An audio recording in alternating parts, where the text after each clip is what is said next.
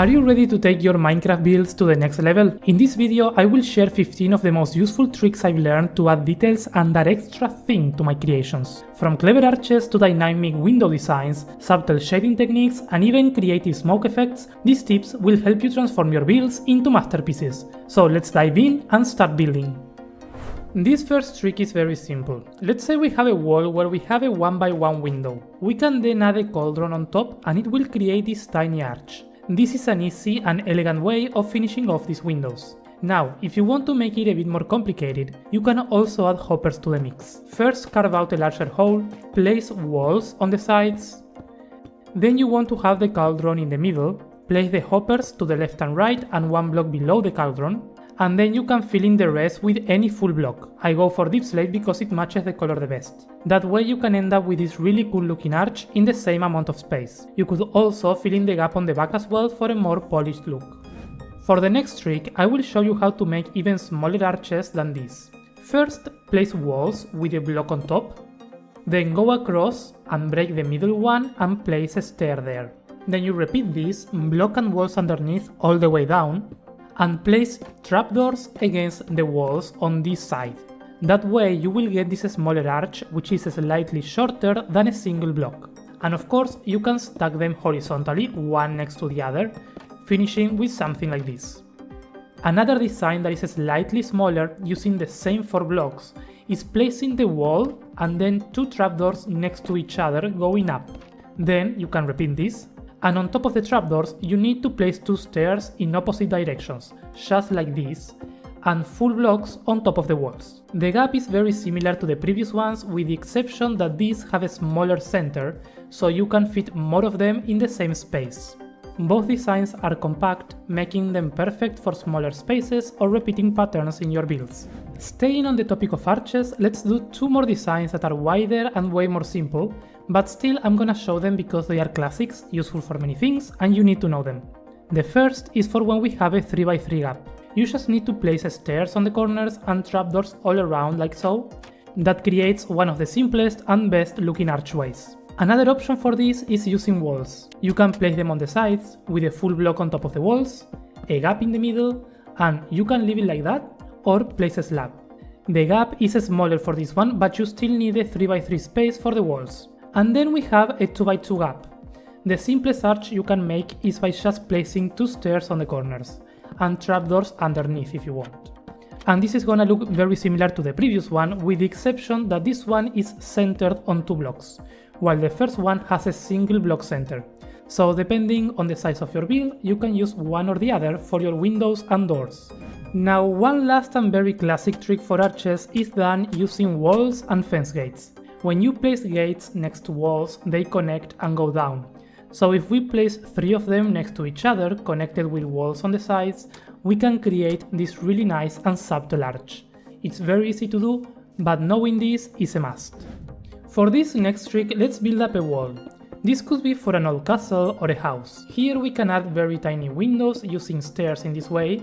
If it's an old castle, the windows would have weatherization coming down, but at this scale it's difficult to do it with full blocks, because it's just too large in comparison. So the trick here is to use glass panes. We can place some grey glass panes underneath, with a few going further down than others. And now we have 2 options. If it's a creative only build and you have access to the debug stick or the Tinker tool from Axiom, you can come here and right click these glass panes, just like that, to create that weatherization effect right underneath the gaps of the windows. Let's place some blackstone behind so you can see how this works really nicely. However, if this is for a survival build and you don't have debugging, what you can do is find another glass pane that blends with the background color. In this case, light grey blends really well with the stone, and you can place them right here to achieve the same effect. The downside of this is that we can't have them too close to each other, or they will all connect together and make a mess. So we need to get rid of this central window here. But still, you can see how it creates the same effect, which is very simple and can add a lot of story to a build. This next trick is super useful to decorate windows using hoppers. Let's say we have the 3x3 arch that we made before. Now we can try and make a window lattice with walls coming down and slabs across, but clearly they don't connect and this looks really bad. So a good way around that is replacing this wall in the middle with a hopper, and we can end up with this really nice design. You could also use trapdoors here on the sides and fences instead of walls. This is very simple yet very useful. If you don't want to use hoppers, you can still achieve a similar effect by running the trapdoors behind the fences. But of course, the downside of this one is that it would take more space for the window. One more cool and simple trick for windows is making use of glass panes and tinted glass. Let's suppose we have this rectangular window now. What you need to do is place tinted glass on front, which create those strong square lines, and then go behind and place the glass panes just like that, all the way through. You can see how this creates that pattern for the window, which looks really good.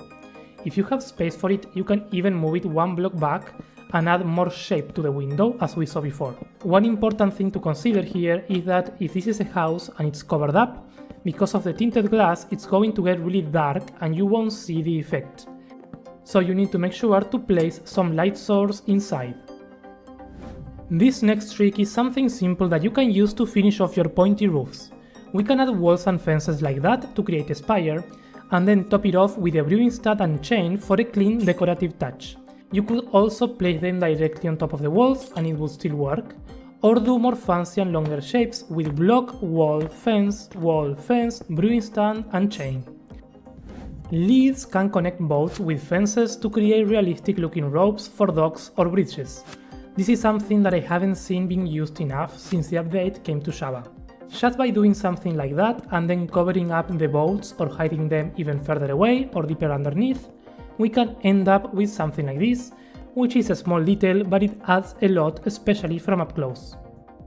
For these next two tricks, I brought over a build that I'm working on because they are a bit more complicated. So first we're gonna focus on the tower. We have two more copies of this build which are slightly different. The first trick that I want to show you has to do with shading. The idea was to make the tower look cylindrical, but of course because of the scale of the build we couldn't actually build a cylinder.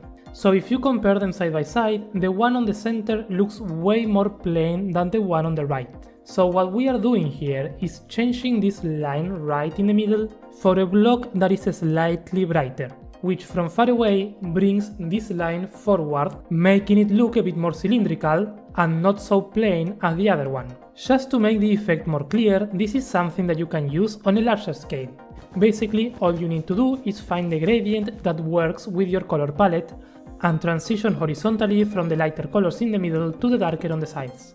It's flat, but still looks like a cylinder from a distance. And that's basically what we are using here on a smaller scale. The next one has to do with the ambient occlusion built in the Minecraft vanilla game. Now, this is something that I saw in a video a while back and it's better explained there, so I'll leave a link to that in the description. But here I want to show you just a small and simple way of using this in your builds without going crazy. Basically, ambient occlusion are these shadows casted by full blocks in Minecraft. What we want is to get rid of it, because whenever we have towers like this, where it gets thinner as we go up, we get these strong jumps in every step, and that's mostly the fault of the shadow. So if we get rid of it only on a few blocks close to the transitions, we can end up with a smoother look. And there are two ways that I know of that we can do this. One option is to place glass panes of a color that blends in with whatever material we have, which is what we did here underneath for this transition to get rid of that shadow right there. Or the other option is using non-full blocks, like stairs. I chose to place them in this way for simplicity, but you could also face them upside down and backwards, just like that, so you don't see the step. And we have now one side with a shadow and one without it on the first two blocks. It's a subtle effect, but from far away you can see how the left side has a smoother transition than the right side, and that helps to make the tower look smoother in the final result. This one is something that I use a lot on windows and chimneys, and it's a great way of making a fire effect. We need shroom lights and copper balls and 2 or 3 blocks of depth in your chimney for this.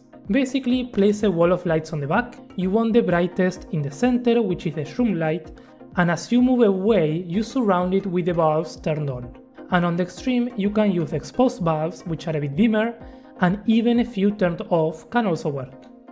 After that, you need to use glass panes, yellow, orange and red. Here you want the yellow on the center, surrounded by orange, and the red on the edges. And if you need a darker one, you can use brown as well. That already creates a nice fire effect. However, if we add another layer up front, we can make this look smoother and better.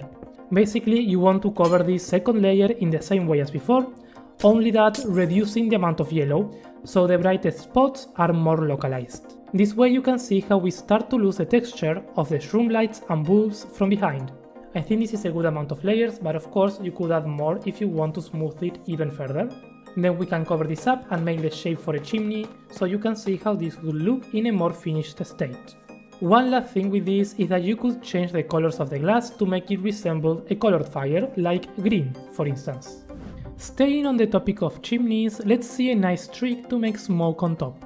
We can basically use fence gates to very easily create a stylized smoke plume. What you need to do is to place the gates going out and flowing into a direction. You could do it straight up as well if you want to. Once you get the shape of the plume with a nice movement going, you just need to go back and start opening the gates in different directions to polish that shape. And you will end up with something like this. Then we can use a gradient of wood colors from dark to light for a more dynamic look. Another trick that I like to create a smoke is using the axiom mod. In case you don't know what axiom is, I recommend you watch this video. But basically for this, we want to use the path tool over here with the Catmull ROM spline, grab any block really and start adding points to build up the curve of your plume. You can press E every single time to place the points mid-air. Once you get the direction that you like, you can go and click on each point, and over here tick the option Override Radius to change how big or small those points are. So here we want it to get bigger as it gets higher up. Something like that looks nice. Once we are happy with the shape, we need to go to the noise painter, use the same block as before and mix it with air. Choose the splatter noise pattern, reduce the scale to 1 or 2 depending on the scale of your smoke plume, and with the block selected, you just right click to mix some air in between and break the shape a bit. Of course you can undo and retry a few times with different seeds and percentages until you get something that you like. Once you have that, all that is left to do is to paint it with a gradient. In this case, I will use the gradient tool to paint this with a gradient going from white glass to black glass. Click the first point of the gradient and the second one to set the direction, and then just click and drag to paint the plume. The last trick for this video is one that I've also shown recently on a survival episode, but I feel like it needs more attention. This is actually very simple, and it's the fact that we can mix in some pale moss in between materials like stone, tuff, cobblestone and such. They blend together super well and it allows us to place grass or any kind of vegetation on top of them, which looks like there is grass growing from the rocks. And I absolutely love that because we couldn't do this before in survival. Those are all the 15 tricks. I have a bunch more, but let me know first if you find them useful so I can make a part 2. I hope you learned something new today with this video. This has been Calvin and I will see you in the next one. Bye bye!